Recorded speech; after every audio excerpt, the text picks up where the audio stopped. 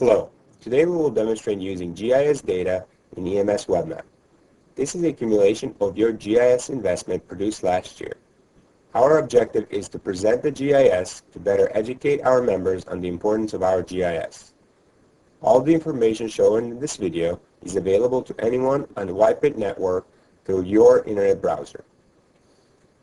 Let's start by getting familiar with the displayed features. The map opens to the tribe boundaries with the Esri street map as the background layer. Using our toolbar, we can transition between street map, various aerials, and USGS topographic maps. We can also use the slider to blend these as we wish. Let's next explore the table of contents. This is our index into the data contained in the GIS. We open the layer accordion with a click on the arrow next to the layers in the accordion toolbar. The table of contents will appear. Here we can toggle the GIS layers on and off, and as you can see, it's organized in the familiar tree view. The navigation within the map environment is very intuitive. Using the mouse wheel to zoom in and out, and clicking on the cursor and dragging to pan. The Tools tab in the toolbar provides other helpful zoom and pan tools.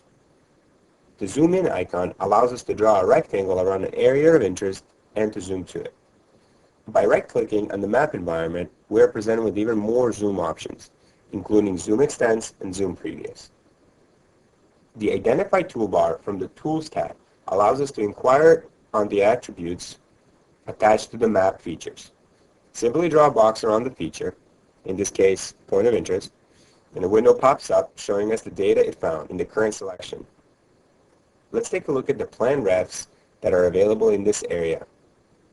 Clicking the Open Plan Ref opens the selected plan in a familiar image viewer. Native navigation tools are used in the viewer, such as Zoom and Pan. Another useful tool available through EMS WebMap is the Google Street View. To demonstrate this, I will use the bookmark created earlier to navigate to a local commercial area. When there, simply clicking on the Google Street View option in the right-click menu will bring up the familiar Google Street View window. Navigating around by clicking the arrows on the screen. To return to our original starting display, we choose the Extends icon from the toolbar on the right-click menu to get back to start. And we can also use the right-click Clear Map to clear miscellaneous graphics. This is a quick overview, but only scratches the surface of what this tool can do for YPIT. To further illustrate, we will demonstrate 3 hypothetical scenarios. The first scenario is a site suitability exercise, where we will locate a potential site for housing development.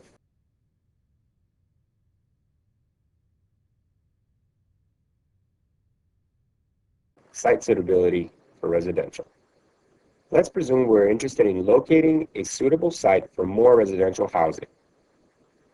We'll use our guide factors that include slope of the land, access to existing road, size of the area, and proximity to existing utilities. Also, proximity to the floodplain is going to be taken into consideration. First, we need to be within the tribe boundary. Let's investigate the northwest portion of the boundary. To consider areas with existing access, in turn, a 300-foot buffer of the existing streets is displayed in a polygon. This polygon gives us a good idea of where we have ample existing access.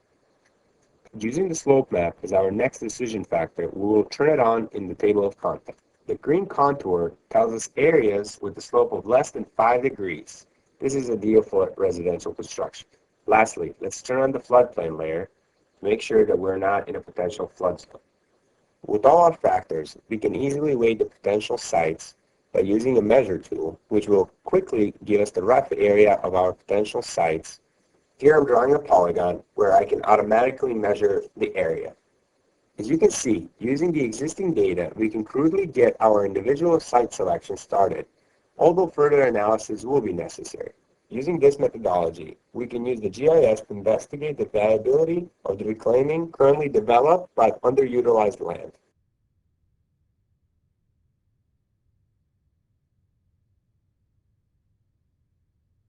Scenario 2. Site suitability for retail. Let's presume in this example we want to site a new structure in the area that has been developed as a parking lot. It has been noted that even the high traffic seasons, this area is not needed as a parking lot and could provide much more benefit to YPIT if we were to reclaim the land for another purpose. First, let's take a look at the potential site. The site in the question is the area adjacent to the entrance on the Frontier Village. Retail site suitability rely on different set of criteria, including population, traffic, accessibility, and visibility. Our issues such as planning and zoning guidelines can also weigh in the decision. For this example, we will roughly lay out a vision for the new restaurant. Using the existing restaurant as a reference template, we will draw a roughly 5,000 square foot area. We have the flexibility of moving this area around the site as we see fit. There might be an advantage of having the structure at an angle for visibility.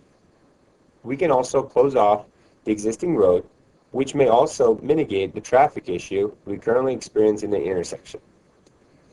Let's draw another rectangle to illustrate the overlapping overall footprint, including the project parking. Furthermore, we can print this and save the PDF so we can send to our colleagues.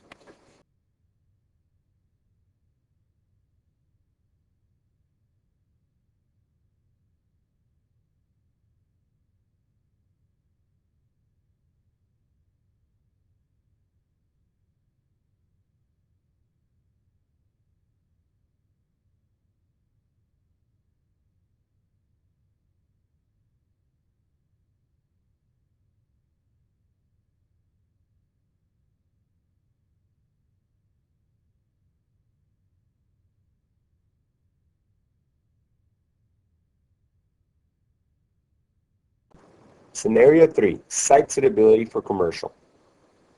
Our last scenario deals with the hypothetical location potential site for a small warehouse. Our purpose is to help us visualize a new potential site, taking into consideration spatial components in the mapping environment. We will start with the Sundog area. Once again, we'll leverage our slope map to illustrate the potential sites based on existing slopes. Green being the best under 6%, red being the most severe slopes. To further validate potential locations, we will also turn on the floodplains. We have ample access to this area by noting the existing roads. We will use the building as a template to draw approximately 10,000 square foot footprint. Having done this, we can drag and rotate and even scale as we wish. We can also measure and get a rough acreage of the site, where we can also make additional notes on the site as we need, such as showing the access point. We can also print this and save as a PDF. As we close this presentation for the YPIT GIS, we thank you for your attention and hope that this gives you a much clearer understanding of the benefits of your GIS. We encourage you to use our tool and welcome any questions and suggestions for the topics to discuss in the future. Thank you.